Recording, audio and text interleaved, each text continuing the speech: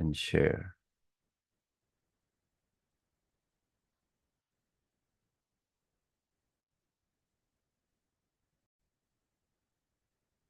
Okay, nakikita ninyo, nasa part 2 na tayo. This is short. Now, the reason na dinivide ko kasi, there's so much that we had needed to talk about when we explore the temptation of our Lord Jesus Christ, because as we know, He has lived a life that we should always live up for, or He has exemplified a life that we should also be living. Yung lifestyle na ginawa niya, yung yung in particular in the temptation and the fasting is kung paano niya kinalaban yung mga temptation na yon. He has given us a very beautiful example and very effective example on how we would do that. So it was a very exciting chapter, since it is here that Jesus Christ begins his ministry, and he begins this by going to the wilderness to fast. Now, fasting is important, especially for those who are called to ministry as they start off. But the fasting of Jesus Christ, specifically the 40 days and 40 nights, not only prepared him for his ministry, but also at the end of it, he was tempted. And he was not tempted, ito yung kailangan natin isipin, he was not tempted para i-test siya. He was tempted so that he could show us, that's one of the main reasons, he could show us an example on how it is supposed to be done. To show us that he is indeed human, that he can be tempted. The temptation that he has received covers all possible temptations that any human being could ever have. We also correlated the 40 days and 40 nights of Christ in the wilderness doon sa 40 years journey ng mga Israelites sa wilderness. That while yung mga Israelites has numerously, hindi mabilang kung ilan sila, ilang beses silang kumagat sa temptation, ilang beses silang nag-commit ng sinfulness against God, Jesus Christ overcame all temptations that he has received. At saka yung temptation pa kay Christ, it is the devil himself who tempted him. Now the devil, we don't picture the devil as what is perceived in television and multimedia. Remember, he was one of the angels. While the Israelites were just tempted with their circumstances. So matindi yung pinagdaanan ni Jesus Christ. Jesus Christ was able to overcome all temptations that he has received. He came out victorious, and he had left us an example that we could use so that we could also come out victorious from the temptations that constantly comes at us. Plain and simply, the Word of God. Jesus Christ used the scriptures to counterattack the lies and temptations of the devil. So that should teach us something. That should encourage us in what we were called to do. The temptations of the world are daily battles against the evil inclination of the heart that is being fanned, pinapaypayan ng kaaway. The lies that the enemy infuses into society that tries real hard to pull us in. Lahat ng mga ito, it is the Word of God that we use as a sword to deflect these attacks, to deflect these lies of the devil. And it is the same sword that we use to trust into the devil. The Word of God, as illumined by the Holy Spirit, that we may have understanding of it. And as we apply this in our lives and be rebuked by it, we will be transformed into the image of Christ, glory after glory. So from here, we continue. But of course, ilang beses nyo narinig sa akin, there's no such thing as too many prayer. The more prayer that we have, the better. So let's bow down our heads once more. Once again, oh Father, we thank you for this opportunity that you have allowed us to gather in your name and learn more of your words, oh Father. As it is, oh Father, Strengthen the hold of your Holy Spirit. Allow us understanding of these things as we begin to dive into the writings of your servant Matthew, as he shows us his perspective on the life of our Lord and Savior Jesus Christ. May we learn from these things, O Father, in Jesus' name, and overwhelm us with your presence. Even those who would be listening and watching this recording, allow us understanding of these things and overwhelm us with your presence, so that only your truth would come forth and your name be glorified. In Jesus' name we pray. Amen and amen. Ayan. Okay. So, ito yung napag-usapan natin. So now we move on to finish this. 25 verses ito. This should be short, but I'm not promising anything. So, second section dito is Jesus begins his Galilean ministry, which is 12 to 17. Allow me to read. Sabi niya, Matthew 4:12 to 17. Now, when Jesus heard that John has been taken into custody, John the Baptist, he departed into Galilee, and leaving Nazareth, he came and lived in Capernaum, which is by the sea, in the region of Zebulun and Naphtali, in order there that what was spoken through Isaiah the prophet will be fulfilled, saying, the land of Zebulun and the land of Naphtali, by the way of the sea beyond the Jordan, Galilee of the Gentiles. The people who were sitting in darkness saw a great light, and those who were sitting in land and shadow of death, upon them a light dawned. From that time, Jesus began to preach and say, repent, for the kingdom of heaven is at hand. Ganda ng pagpasok nito. So, dito, but if we go back dun sa kwan, para lang makuha natin yung continuity. After the 40 days and 40 nights was the temptation. And after Christ has driven away the enemy, of course, he succumbed to his body's frailty. 40 days of 40 nights ba naman na walang kain? Hindi pa natin alam kung pati tubig yun. So he was ministered by the angels, and when he recovered, immediately he began his ministry in Galilee. And ito na nga ito.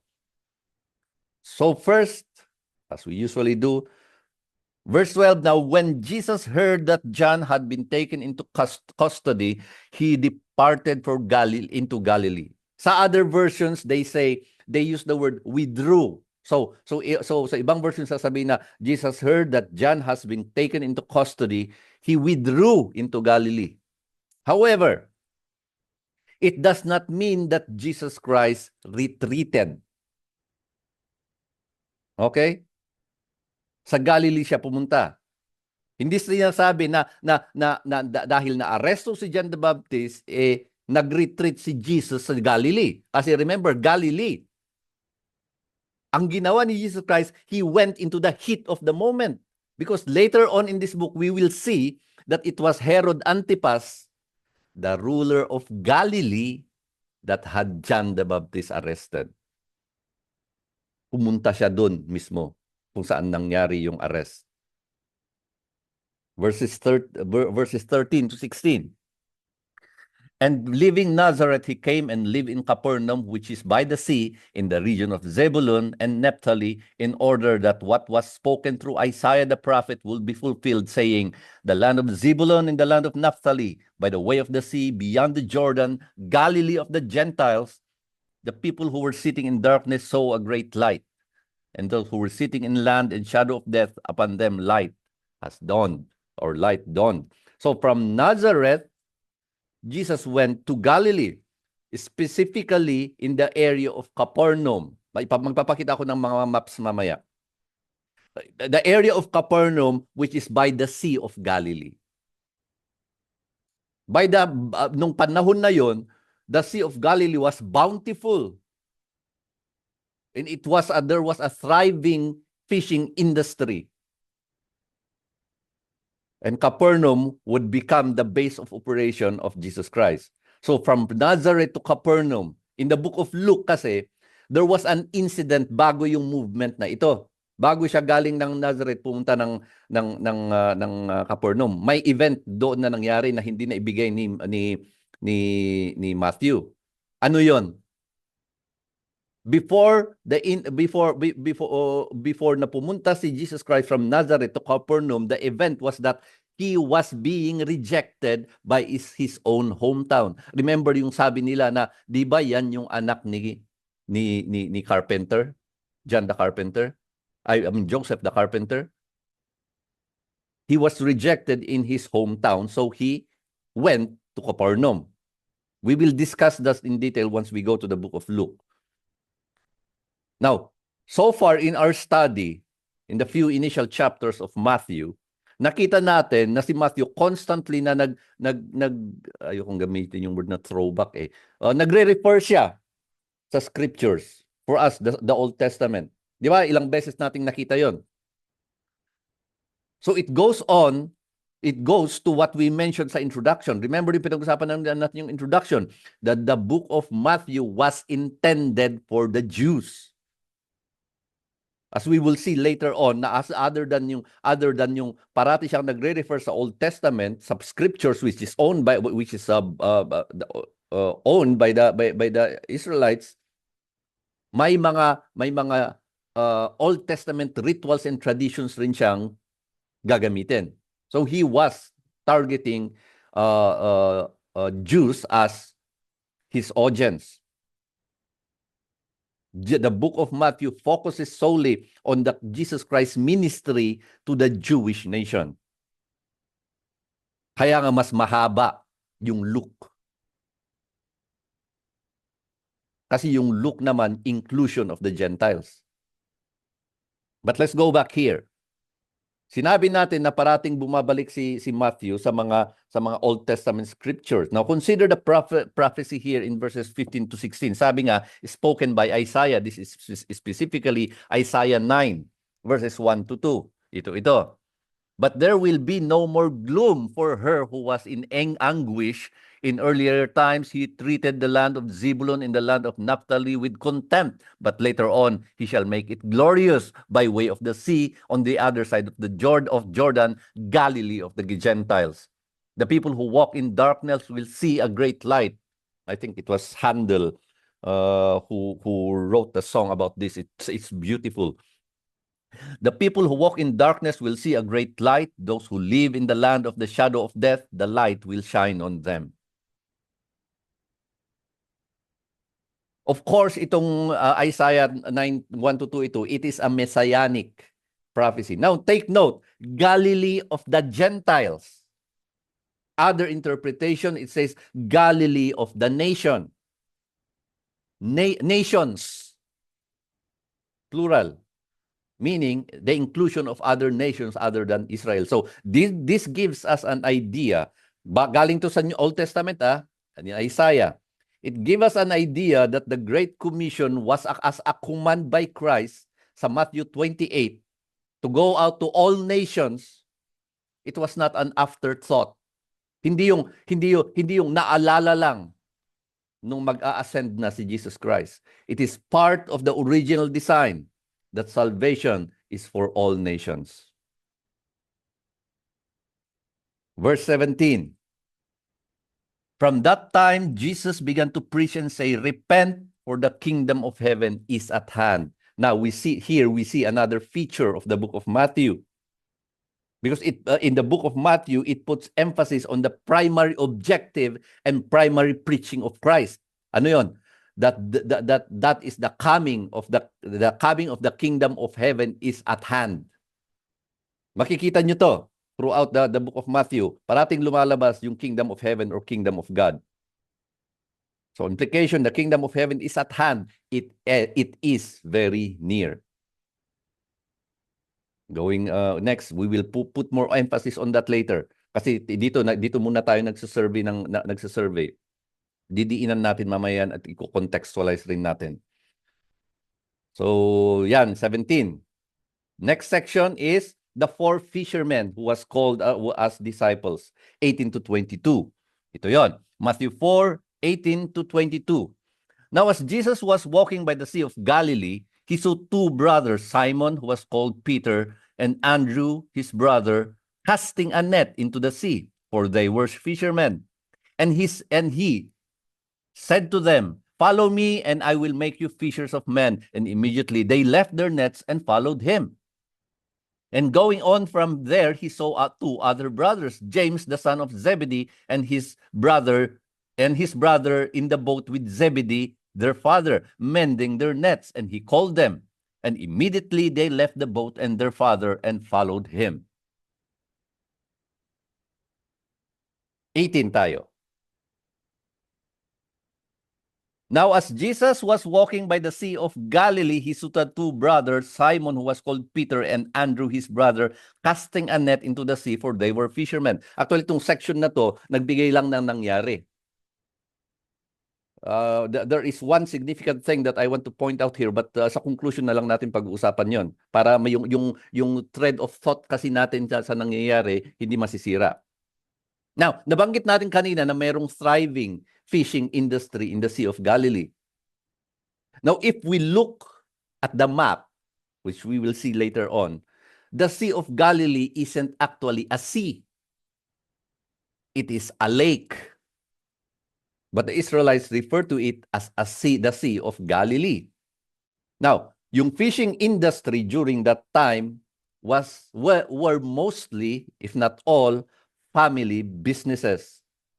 And it is a lucrative business. Lucrative meaning malaki ang kita. Because meat was expensive. And fish is cheaper. So majority of people would buy fish instead of meat. So mas maraming bumibili sa isda. So mas malaki ang kita. Doon muna tayo sa 18. 19 and 20. And he said to them, "Follow me, and I will make you fishers of men." And immediately they left their nets and followed him. Now, most teachers kasi in those times, especially the respectable teachers, they would wait for students or disciples to come to them. Parang yung mga schools natin ngayon. Pupunta yung mga students to go to the schools. In those times, those respectable teachers, they would wait for students or disciples to come to them. Now, it is said na yung mga radical lang na teachers are the ones who would go and search their own disciples. Yeah, and Jesus Christ was radical. He came to turn the world upside down and inside out. Of course, we know that this call to Andrew and Peter, ito is a call for discipleship and lifelong ministry. It's important to note those two things. Discipleship and lifelong ministry. Hindi lang lifelong ministry. May discipleship program yun. 21 and 22. The Zebedee brothers. And going on from here, he saw the two other brothers. So makita ninyo brothers nung una, brothers na naman to. So makita nyo nga talaga family businesses. He saw two other brothers, James the son of Zebedee and John his brother, in the boat with Zebedee, their father, mending their nets. And he called them. And immediately they left the boat and their father and followed him. Now, nabanggit ko kanina, there's saglitan lang itong section 3 na to kasi dito naman sa 21 to 22, this is just the similar account of what happened to Peter and Andrew.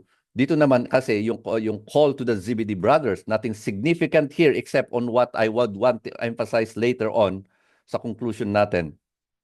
And now we get to this. The last section. Short na nga, lang nga. Jesus heals the multitude. That's 23 to 25. Sabi niya dito. Baba natin. Matthew 4, 23 to 25. And Jesus was going throughout all Galilee, teaching in their synagogues and preaching the gospel of the kingdom, and healing every disease and every kind of sickness among the people. Take note, yung mga wordings na gamit dito. Ulitin ko. In Jesus was going throughout Galilee, teaching in their synagogues and preaching the gospel of the kingdom and healing every kind of disease and every kind of sickness among the people. And the news about him spread throughout Syria. And they brought to him all who were ill, those suffering with various diseases and pains, demoniacs, epileptics, paralytics, and he healed them. And large crowds followed him from Galilee and the Decapolis and Jerusalem and Judea and far beyond the Jordan. Itong section na to is a summary. Parang ang pag tinapos mo ito, period doon, ay tapos na yung story ni Jesus Christ. But this is a summary of what Jesus Christ, of how Matthew would account the activities of Jesus Christ. Starting from sa verse 5 hanggang na sa at chapter 5 hanggang sa chapter 28. So, I told you to take note sa mga words na gamit sa verse 23. Teaching, preaching, healing. Basically, that is the summary of Jesus Christ's ministry. And all of this, teaching, preaching, and healing, all of this was in pointing to the people to the kingdom of God or the kingdom of heaven. Now, sabi teaching, that is what Jesus Christ did. In many discourses or in many conversations that we will see him have with people, he is teaching them. Yung pag-preach niya naman is illustrated by all his announcement, lahat yung mga proclamation niya. And his healing is of course part of the many miracles that he did. So as I said, verse 23 and the next verse, or rather the last verse for this chapter, provides a summary or a glimpse of what Jesus Christ will be doing throughout his ministry. And all of this, at least here in the book of Matthew, is for Jesus to point out that the kingdom of heaven is at hand. So 24, sabi, and the news about him spread throughout all Syria. And they brought to him all who were ill, those suffering with various diseases and pains, demoniacs, epileptics, paralytics, and he healed them. Balik natin dyan. Okay, so ito rin part of the summary. All the works of Christ. Ito, pero itong tignan nyo. Kasi I want us to immerse ourselves into the story. All the works of Christ was made known throughout the land. Sabi dito, all of Syria. Now let's look at the map. Ito yung Israel. That's Syria. This is the Sea of Galilee. Makikita nyo, hindi nga sea yan. Ito ang Mediterranean Sea. This is a lake, but they consider it as the Sea of Galilee. Sabi sa verse natin, the news about him spread throughout all Syria. All of Syria. Although makikita natin nga magkalapit nga sila, magkadikit lang, but sabi ng verse, all of Syria. One nugget na pwede natin kunin dito. Any town in Syria that is familiar. Damascus. That is where Paul was going when he encountered Jesus Christ. That was in Syria. Trivia. So ayan, all of Syria. And this is significant. Why? Understand that there were no mobile networks, no telephone networks, no telegraphs during that time.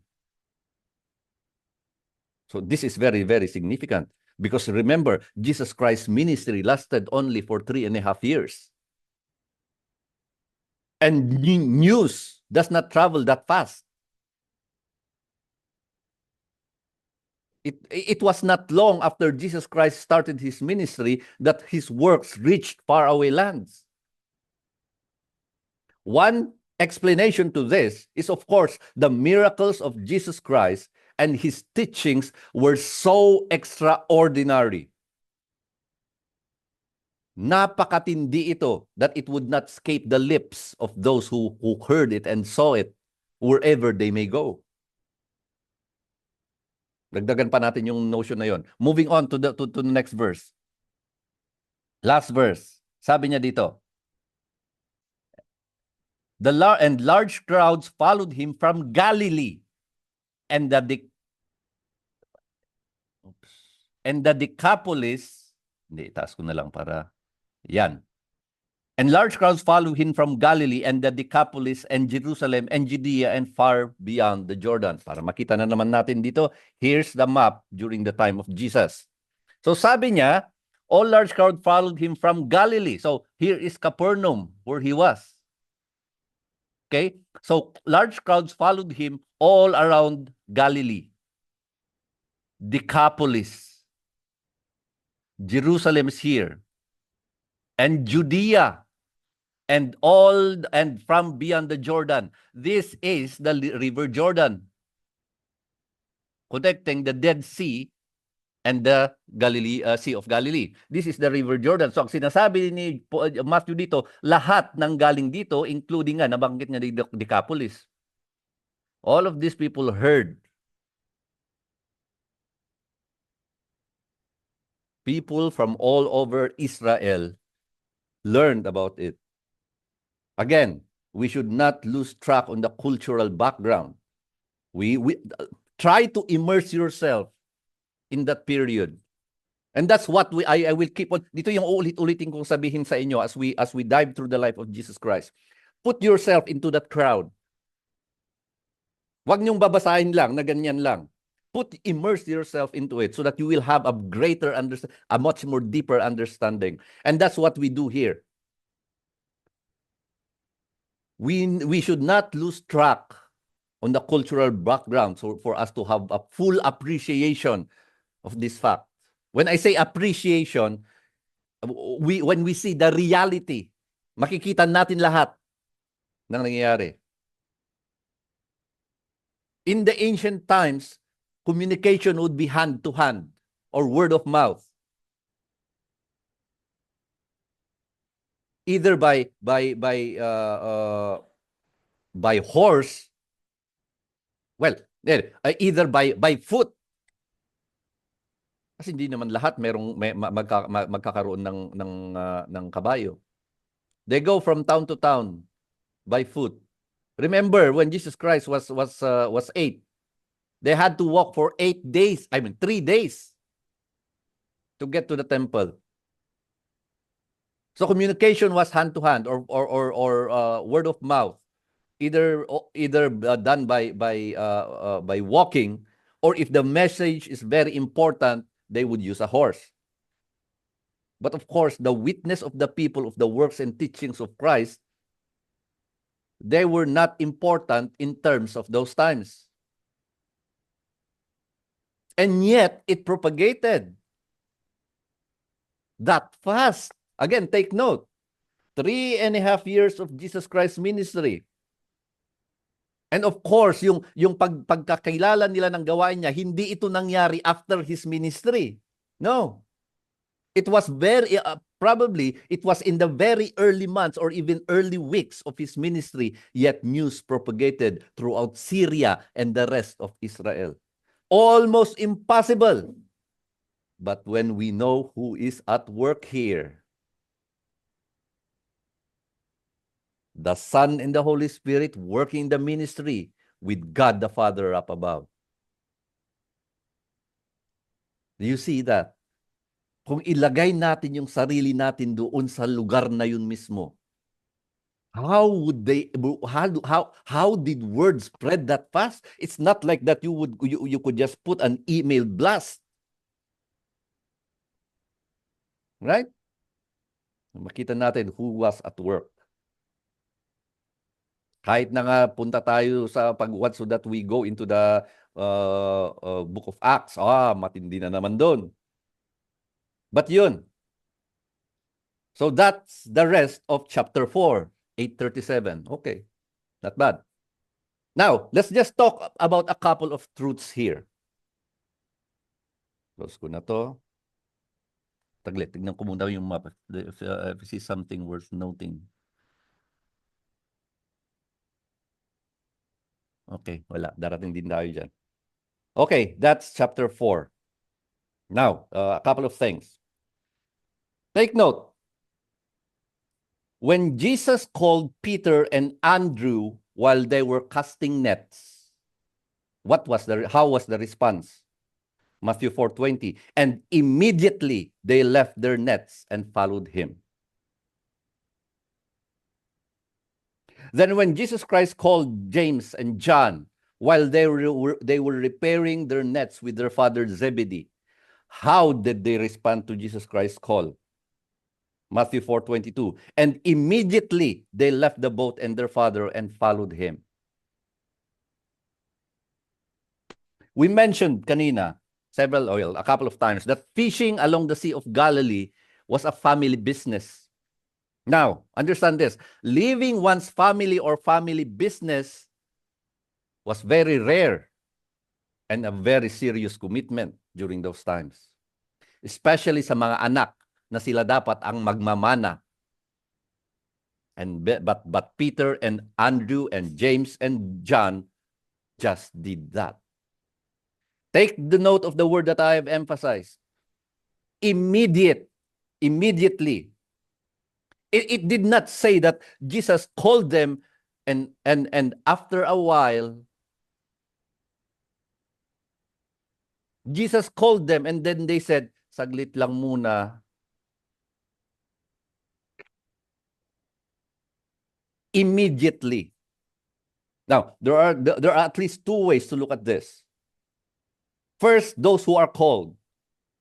Now again, when I say called, hindi lang ito sa yung mga pastor, hindi lang mga preachers, hindi lang mga evangelists, hindi lang mga missionaries. This can be any calling, down to those who arrange chairs during worship service. It can also be a call to help someone particular that is in need. It can be any call as long as the call is from God. How do we verify that the calling is from God? Read your Bibles. When God calls, the proper approach would be to respond immediately. Maalala ko, perhaps most of you know my testimony. Around 8 years before I went to Bible college, 8 to 10 years before I went to Bible college, we attended for at least a year isang Baptist church. And then an affiliate church of that Baptist church, I got to know yung mga pastors doon. And later on, they were pushing me para maging pastor ako. Of course. Nope. No, thank you. And then I nosedived into depression. Now, I thought before, I thought before na siguro dahil kaya ako nagbumagsak sa depression ay dahil tinanggihan ko yung call na yon. But now I know that no, that's not that's not how it went. I had to go through that depression so that I will become what I am now. That was important in my calling. Now, yung call ko, my calling came when I was expecting a seminar, but what arrived are subjects for enrollment in a Bible college. Alam ng asawa ko to. I did not even blink. I choose 5 subjects, enrolled. And then I told my wife, alam yung sabi ng asawa ko sa akin, bakit hindi mo naman ako sinabihan bago mo ginawa yan? Ako mismo, I never thought about anything, I just did. What was the call? The initial call to me? To be equipped. My call was to be equipped for whatever it is that God would ask me to do. For those who are called, the response should be immediate. We never delay. Para sa akin, inisip ko noon, bakit ngayon lang? Bakit hindi nung when I was younger? But then again, I realized, no, God's calling is in His time. So that's one. On the other hand, ito na, it could be the call to be sanctified or the call to believe in Christ. Now, I would assume na each one sa atin dito, we believe in Christ. So we have responded to the call to believe. So let us talk about the call to be sanctified. Yes, sanctification or to be sanctified is a call. First Thessalonians 4:3. For this is the will of God, your sanctification. Of course, sabi dito is abstain from sexual immorality kasi yan ang prevalent nung time na yon. Pero ngayon, lahat na kasi lahat ng klase ng sinfulness prevalent ngayon. For this is the will of God, your sanctification. So the will of God, God wills us to be sanctified. God commands us to be sanctified. God calls us to be sanctified. So we should respond, and we should respond immediately. Why? Why do we have to respond immediately? Because the kingdom of heaven is at hand. We have seen here in Matthew that he emphasized that it was in Galilee that Jesus Christ started preaching, and that the kingdom of heaven is at hand. Kingdom of heaven is at hand. What does that mean? In the context of Christ, nung balik tayo doon, nung first century. Well, it could mean that it is near. It could mean that it has come. But then, it could mean both. I repeat, it could mean that it is near, it is coming. Or it could mean that it has come. But it could mean both. Remember yung study natin on the letters of Paul. The principle of already, but not yet. Similar dito. The kingdom is here, but not yet. It is here because a representative of the kingdom of God, that is of course Jesus Christ, is here. Again, I'm talking in the context na nandun tayo sa first century. Here, the kingdom of heaven is here because a representative of the kingdom of God is here in the person of Jesus Christ.